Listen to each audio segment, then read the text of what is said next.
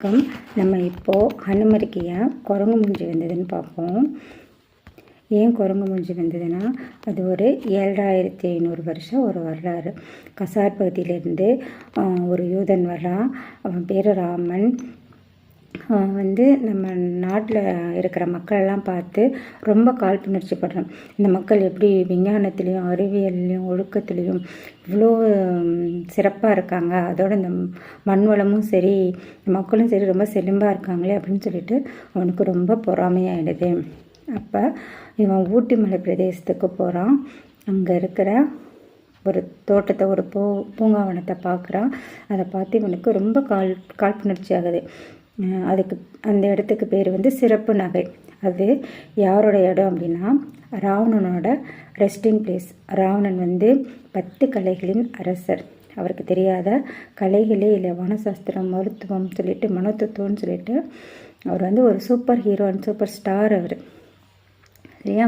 அவரோட resting place எது அப்படின்னாக்கா ஊட்டி. அந்த ஊட்டியில் இருக்கிற அந்த சிறப்பு நகைங்கிற அவரோட தோட்டத்தை இவன் சிதைச்சிட்றான். இந்த நியூஸ் வாலி மூலமாக ராவணனுக்கு போகுது. வாலி ராவணனோட விசுவாசி. அப்போ ராவணன் சொல்கிறான், இனிமே அந்த ராவணன் இங்கே இருக்கக்கூடாது, அவனை காட்டுக்கு விரட்டி விட்டுடுறாங்க. அதுதான் 14 வருஷம் வனவாசம்னு சொல்கிறாங்க. அது ராமாயணத்தில் அந்த யூதருங்க. அது ராவணன் விரட்டி விட்டதுனால தான். அது கீழே காட்டுக்கு போயிடுறாங்களா, அது கீழ்கிட்டந்தே தான் அவனுங்க கிஷ்கிந்தை அப்படின்றானுங்க.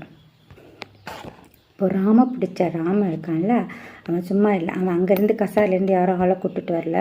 நம்ம மக்களையே தூண்டி விட்டு ராவணனுக்கு எதிராக ஒரு படையை திரட்டுறான்.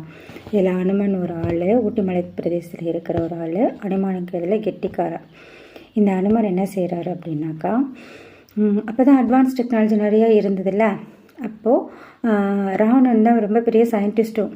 அவர் ஏரோப்ளேன், ஹெலிகாப்டர், AK-47 அப்படின்னு சொல்லிட்டு எல்லாமே வச்சுருந்தார். தன்னோட போர் தளவாடமா. இதை அனுமானிக்கிறதுல கெட்டிக்காரராக இருக்கிற இந்த அனுமன் போருக்கு முன்னாடியே அதை எரிச்சிடுறாங்க. இப்போ போர் ஆரம்பிக்குது.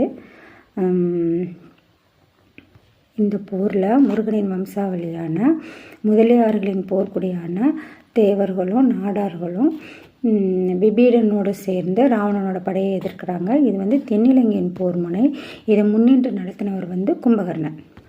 சுக்ரீவனோட படையோட ராமனும் சேர்ந்து சேது சமுத்திரத்தில் ராவணனோட படையை எதிர்கொள்கிறாங்க. இது வட இலங்கையின் போர் முனை. இதை முன்னின்று நடத்தினது யாருன்னாக்கா